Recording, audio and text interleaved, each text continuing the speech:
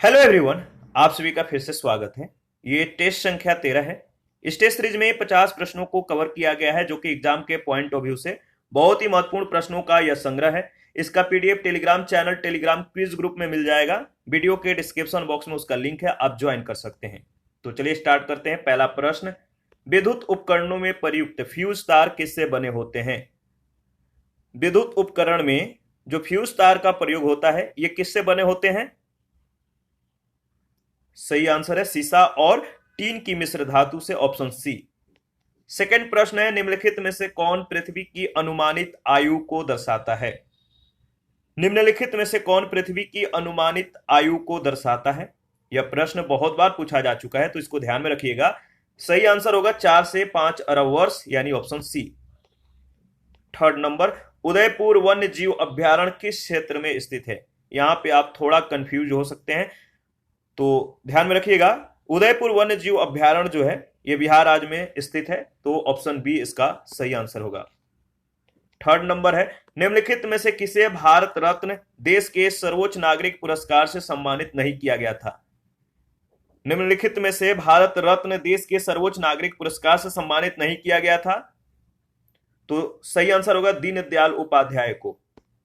प्रश्न संख्या 5, निम्नलिखित में से किस देश के साथ भारत ने चक्र तृतीय हमले की पनडुब्बी के लिए एक समझौते पर हस्ताक्षर किए हैं? निम्नलिखित में से किस देश के साथ भारत ने चक्र तृतीय हमले की पनडुब्बी के लिए एक समझौते पर हस्ताक्षर किए हैं?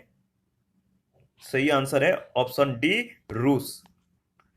प्रश्न संख्या 6 है, अम्लीय वर्षा यानी एसिड रेन किसकी वायुमंडलीय सांद्रता में वृद्धि के कारण होती है? अम्लीय वर्षा किसकी वायुमंडलीय सांद्रता में वृद्धि के कारण होती है?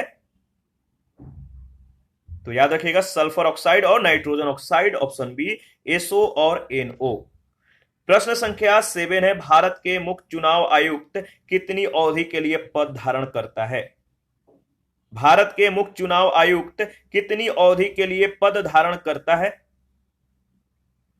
तो याद रखिएगा 6 साल के लिए, या जब तक वह 65 वर्ष की आयु प्राप्त नहीं कर लेता है।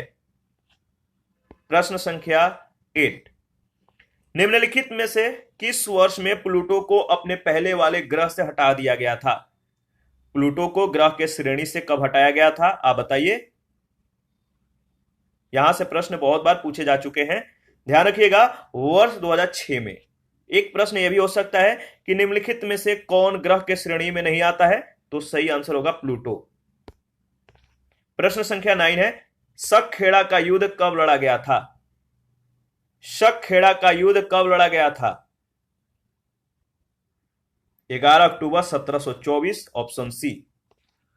प्रश्न संख्या 10 है, भारत के सर्वोच्च न्यायालयों को न्यायिक समीक्षा की शक्ति प्राप्त है, यानी जुडिशियल रिव्यू की शक्ति प्राप्त है, जिसका अर्थ है, भारत के सर्वोच्च न्यायालयों को जुडिशियल रिव्यू, न्यायिक समीक्षा की शक्ति प्राप्त है, जिसका अर्थ है विधायिका के द्वारा पारित कानूनों और कार्यपालिका के द्वारा जारी किए गए आदेशों को जो है असंवैधानिक घोषित करे, अगर वे संविधान के किसी भी प्रावधान का उल्लंघन करते हैं तो डी ऑप्शन इसका सही आंसर हो जाएगा। 11 नंबर है, मूल विवाह अधिनियम किस वर्ष पारित किया गया था? मूल विवाह अधिनियम किस वर्ष पारित किया गया था? इसका सही आंसर होगा, बताइए, 1874, ऑप्शन बी। यहां पे टाइपिंग में थोड़ा सा मिस्टेक हुआ है, जो सी है ये बी है, और जो बी है यहां पे सी हो जाएगा, ठीक है। तो 1874 याद रखिएगा। 12 नंबर में सूची 1 सूची 2 के साथ आपको मिलान करना है। एक तरफ आंदोलन और दूसरे तरफ वर्ष दिया गया है, तो चलिए मिलान करते हैं, ठीक है। तो देखिए, जो पबना आंदोलन है, इसका जो संबंध है 1873 से 85 के बीच। एका आंदोलन है, ये जो है एका आंदोलन कब हुआ था? 1900, बताइए। एका आंदोलन 1922 में। संथाल जो आंदोलन है, ये 1855 से 56 के बीच, और ताना भगत आंदोलन 1914 में। इसका सही आंसर जो होगा वो होगा आपका ऑप्शन बी। आगे बढ़ते हैं, और नेक्स्ट प्रश्न है प्रश्न संख्या 13। निम्नलिखित में आपको बताना है कि कौन सही सुमेलित नहीं है। निम्नलिखित में कौन सही सुमेलित नहीं है? सविनय अवज्ञा आंदोलन बिल्कुल सही है, 1930 में हुआ था। दूसरा गोलमेज सम्मेलन 1931 में, और सांप्रदायिक पुरस्कार 1933।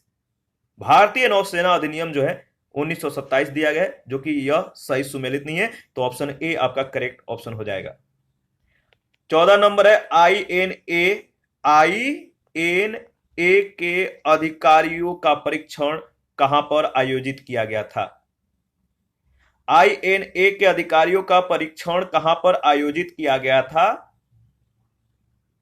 याद रखिएगा, दिल्ली के लाल किला में, ऑप्शन ए। 15 नंबर है नीचे दिए गए कथन ए और दूसरे को कारण आर कहा गया है। कथन ए कह रहा है कि एशियाटिक सोसाइटी ऑफ बंगाल की स्थापना वारेन हेस्टिंग्स के काल में हुई थी और उन्होंने सर विलियम जोन्स के पक्ष में उस विद्वान निकाय के अध्यक्ष पद के प्रस्ताव को विनम्रतापूर्वक जो है अस्वीकार कर दिया। कारण आर, वारेन हेस्टिंग्स स्वयं एक महान विद्वान और एक उत्साही प्राच्यविद थे जो संस्कृत, फारसी और अरबी के अध्ययन को प्रोत्साहित करते थे। इन दोनों में से कौन सा कथन सत्य है? क्या एक दूसरे की व्याख्या करते हैं, या पहला सत्य है दूसरा गलत है, या दूसरा सत्य है पहला गलत है? तो देखिए इसका सही आंसर होगा दोनों सत्य हैं, ठीक है, लेकिन आर ए का सही स्पष्टीकरण नहीं है। इसका ऑप्शन बी सही आंसर होगा। आगे बढ़ते हैं, प्रश्न संख्या 16, राष्ट्रीय कैलेंडर के संदर्भ में कौन सा कथन सही है? राष्ट्रीय कैलेंडर के संदर्भ में दो कथन है। पहला है भारत का राष्ट्रीय कैलेंडर विक्रम काल पर आधारित है। दूसरा कथन है राष्ट्रीय कैलेंडर 26 जनवरी 1950 से अपनाया गया है। इन दोनों में से कौन सा कथन सत्य है, आप बताइए। इन दोनों में से कोई भी सही नहीं है, डी ऑप्शन, न तो पहला और नहीं दूसरा। 17 नंबर है निम्नलिखित में से किस राजा ने अकबर से पहले तानसेन को संरक्षण दिया था? निम्नलिखित में से किस राजा ने अकबर से पहले तानसेन को संरक्षण दिया था? सही आंसर होगा भाट के राजा रामचंद्र सिंह, ऑप्शन ए। प्रश्न संख्या 18 है सूची 1 सूची 2 के साथ आपको मिलान करना है, तो चलिए मिलान करते हैं। इसका सही आंसर क्या होगा देखते हैं। पल्लव का जो संबंध है वो है आपका कांची। पांड्यों का जो संबंध है वो है आपका मदुरा। यादव का जो संबंध है, बताइए, यादव का जो संबंध है वो है आपका देवगिरी, और जो काकेत्य है इनका जो संबंध है वारंगल से है। तो इसका सही आंसर हो जाएगा 18 का ऑप्शन बी। आगे बढ़ते हैं, ठीक है। नेक्स्ट प्रश्न है प्रश्न संख्या 19, निम्नलिखित स्मारकों को कालानुक्रमिक क्रम में व्यवस्थित करें, नीचे दिए गए कोड से सही उत्तर का चयन करें।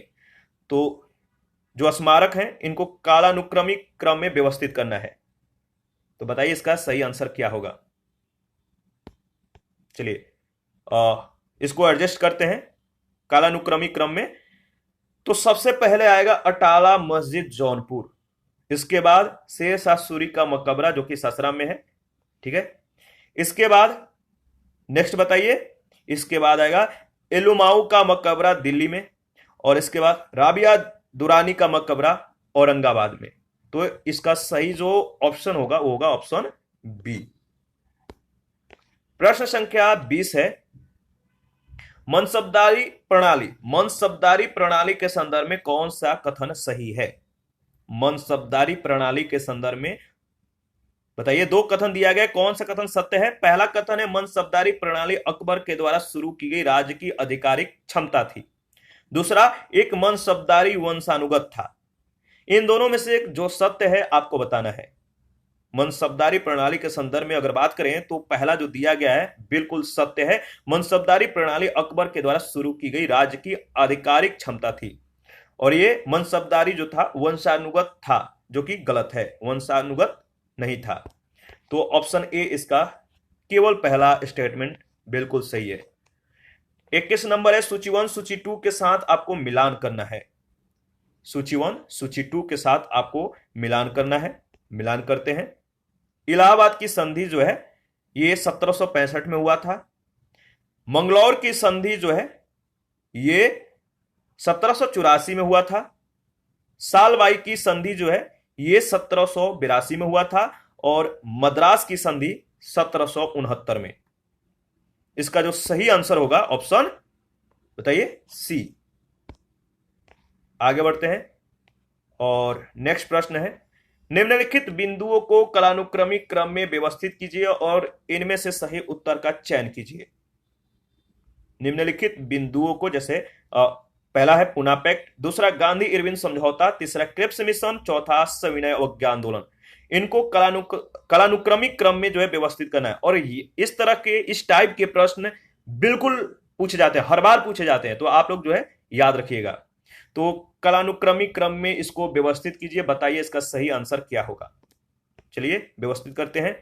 सबसे पहले आएगा कालानुक्रमिक क्रम में अगर व्यवस्थित करते हैं तो सविनय अवज्ञा आंदोलन, इसके बाद गांधी इरविन समझौता होता है, इसके बाद पूना पैक्ट और इसके बाद क्रेप्स मिशन। तो बताइए 22 का सही आंसर क्या होगा। तो इसका सही आंसर होगा ऑप्शन सी।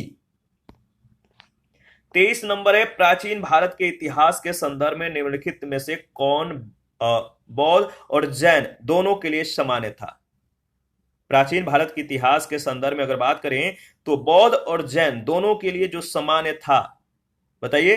3 कथन है, 3 समानताएं दी गई है। पहला है तपस्या और भोग की चरम सीमाओं से बचना, क्या इन दोनों में यह समानता थी। दूसरा है वेदों के अधिकार के प्रति उदासीनता, और तीसरा है कर्म कांडों की प्रभावशीलता से इनकार। बताइए बौद्ध और जैन दोनों के लिए जो सामान्य था, इन तीनों में से बताइए कौन कौन था।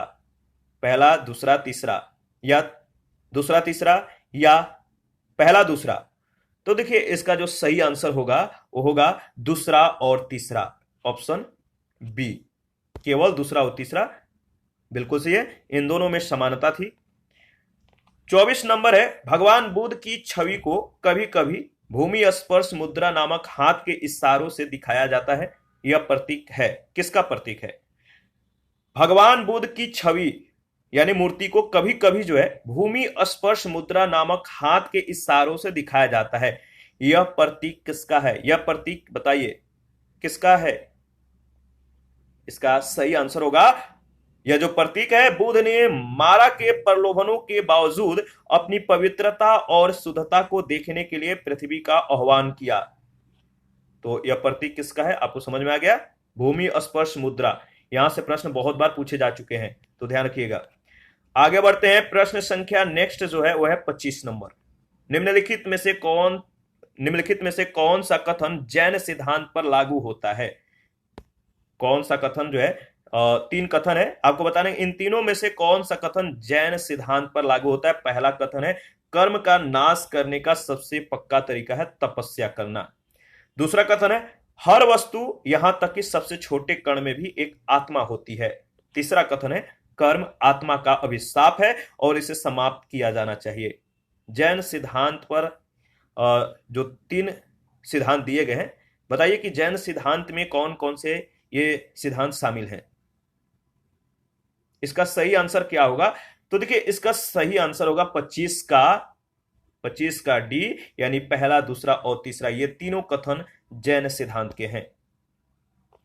प्रश्न संख्या 26 है, भारत के संविधान के संस्थापकों जनकों का मन इसमें निहित है।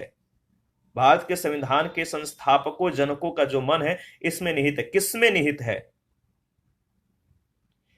तो याद रखिए बहुत ही महत्वपूर्ण प्रश्न है। भारत के संविधान के जो संस्थापक थे या जो जनक थे, इनका जो मन है वो प्रस्तावना में निहित है, प्रस्तावना में पूरी तरह से झलकता है। डी ऑप्शन इसका सही आंसर होगा, प्रीएम्बल। 27 नंबर है, द्विसदनीय विधायिका का क्या अर्थ है। द्विसदनीय विधायिका का क्या अर्थ है। तो देखिए द्विसदनीय विधायिका का जो अर्थ है, विधायक को 2 अलग अलग विधानसभाओं में विभाजित किया गया है। विधायक को 2 अलग अलग विधानसभाओं में विभाजित किया गया है। द्विसदनीय विधायिका का मतलब यह होता है। तो सी ऑप्शन इसका सही आंसर हो जाएगा।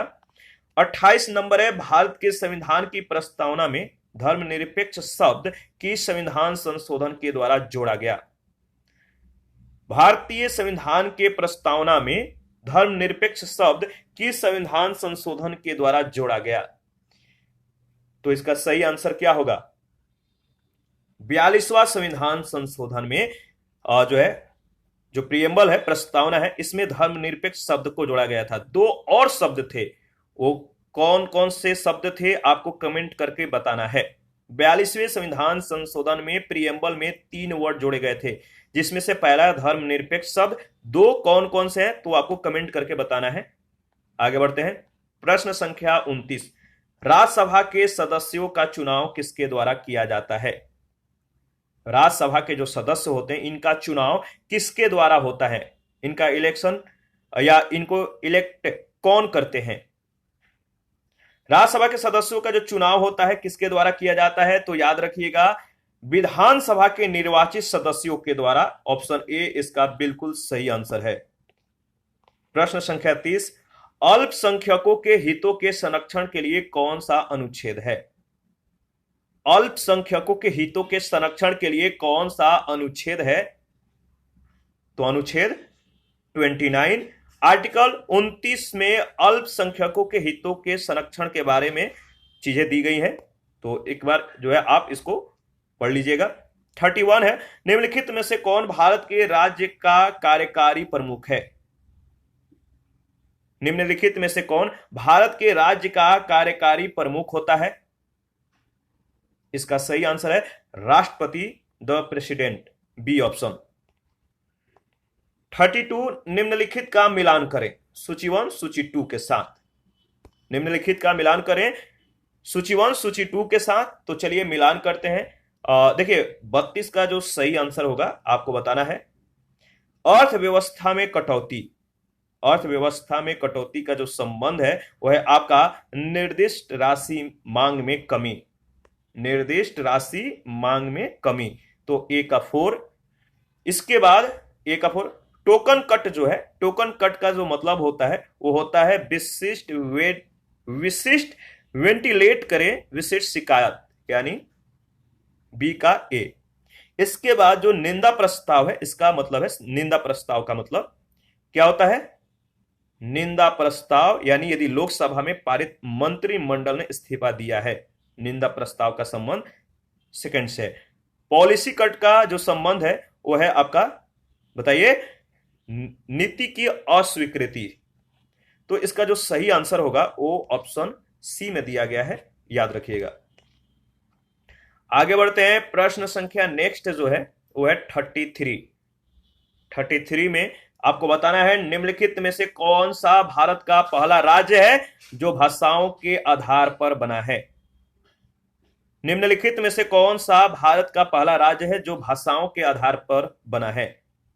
भाषा के आधार पर इसे गठित किया गया था।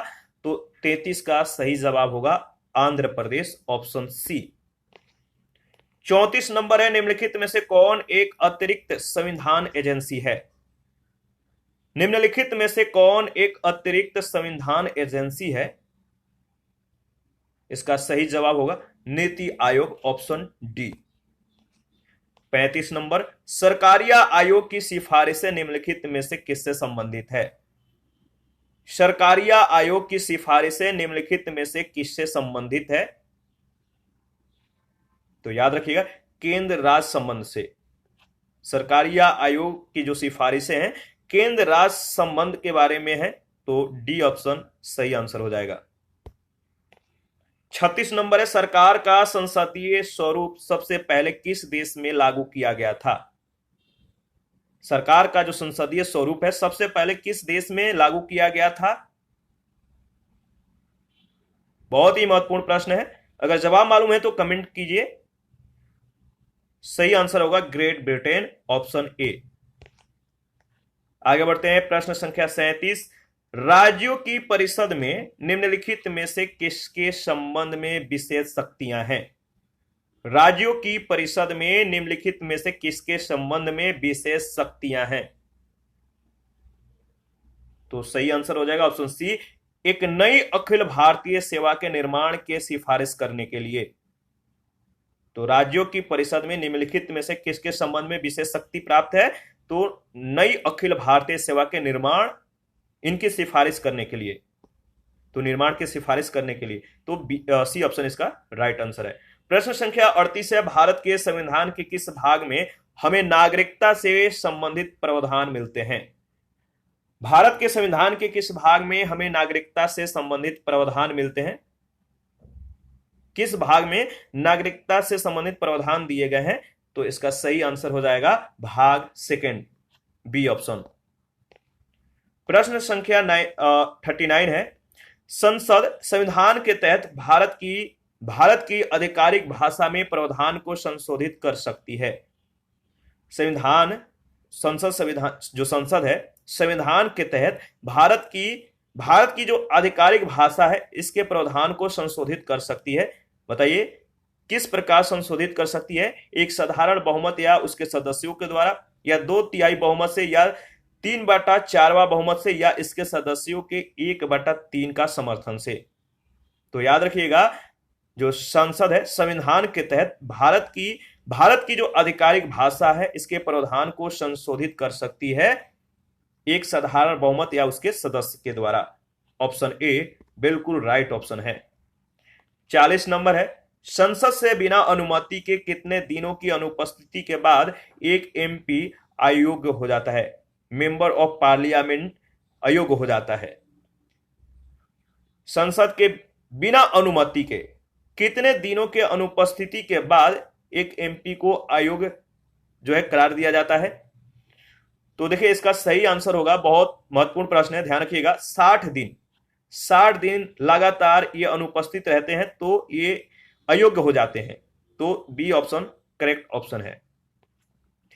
प्रश्न संख्या 41 है, भारत की संविधान सभा की संघ शक्ति समिति के अध्यक्ष कौन थे?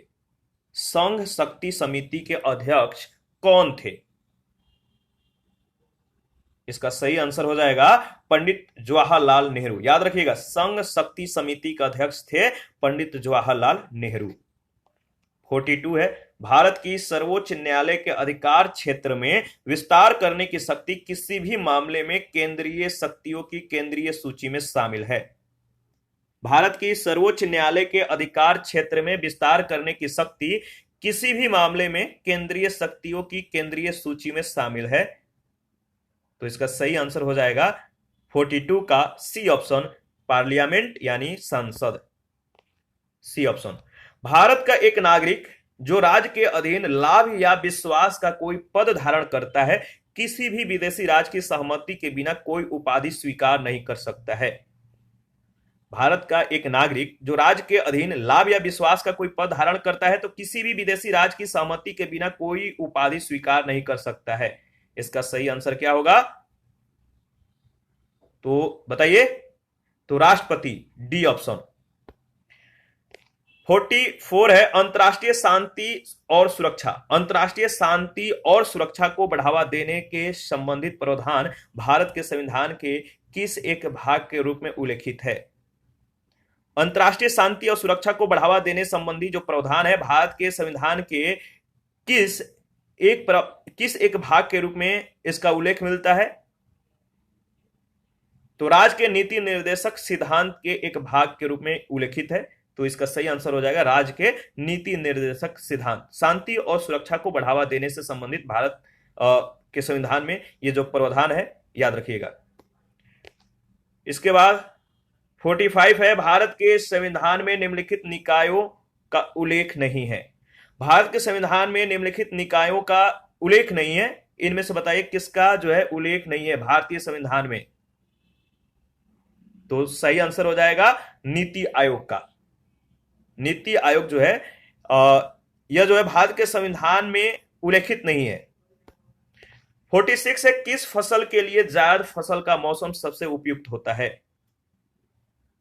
जो जायद फसल का जो मौसम होता है सबसे आपको बताना है कि किस फसल के लिए उपयुक्त होता है, या इस प्रश्न को इस रूप में भी आप देख सकते हैं, जायद फसल कौन कौन से हैं? तो देखिए इसका सही आंसर होगा जायद फसल के अंतर्गत जो आता है वो आता है आपका तरबूज, ऑप्शन बी वाटरमेलन। 47 है, निम्नलिखित में से कौन भारत में बिजली उत्पादन के लिए सबसे महत्वपूर्ण कच्चा माल है? निम्नलिखित में से कौन भारत में बिजली उत्पादन के लिए सबसे महत्वपूर्ण कच्चा माल है? वो है आपका, बताइए, वो है कोयला, ऑप्शन डी। इसके बाद 48 है, वर्षा और हिम के मिश्रण के रूप में होने वाली वर्षा क्या कहलाती है? वर्षा और हिम के मिश्रण के रूप में जो वर्षा होती है उसे क्या कहते हैं? तो ओलावृष्टि कह सकते हैं या ओले के साथ वर्षा कह सकते हैं। तो 48 का ऑप्शन सी बिल्कुल राइट ऑप्शन है। 49 है, भारत में पश्चिमी तट के उत्तरी भाग को किस रूप में जाना जाता है? भारत में पश्चिमी तट के उत्तरी भाग को किस रूप में जाना जाता है? उत्तरी भाग, याद रखिएगा, पश्चिमी तट के उत्तरी भाग को किस रूप में जाना जाता है? 49 का सही आंसर होगा कोंकण तट, यानी ऑप्शन ए। प्रश्न संख्या 50 है और इस टेस्ट का मतलब आखिरी प्रश्न है, तो इसका सही आंसर आप दीजिएगा। 3 फसलें, ऑप्शन में 3 फसलें दी गई हैं, वैश्विक खाद्य लाभ उत्पादन में अधिकतम योगदान दिया है। वो 3 फसलें कौन कौन सी हैं? 3 फसलें जो वैश्विक खाद्य लाभ उत्पादन में अधिकतम योगदान दिया है, वो फसलें हैं गेहूं, चावल और मक्का। आप लोग कमेंट बहुत कम करते हैं, प्लीज कमेंट किया करिए। इसी के साथ आज का सेशन समाप्त करते हैं। यहां पे कुछ महत्वपूर्ण लिंक दिए गए हैं, आप डायरेक्ट यहां से ज्वाइन कर सकते हैं। और इस पीडीएफ के लास्ट में यहां पे आंसर की प्रोवाइड करा दिया गया है।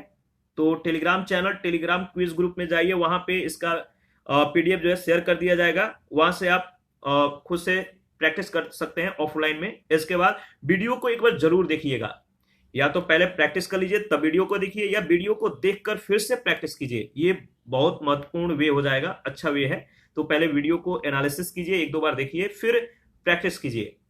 तो थैंक यू, मिलते हैं नेक्स्ट सेशन में, ठीक है। अभी के लिए इतना ही, और आप अपना प्रतिक्रिया जरूर दीजिएगा, क्योंकि आपके प्रतिक्रियाओं का हमें बेसब्री से इंतजार रहता है, ठीक है। मिलते हैं।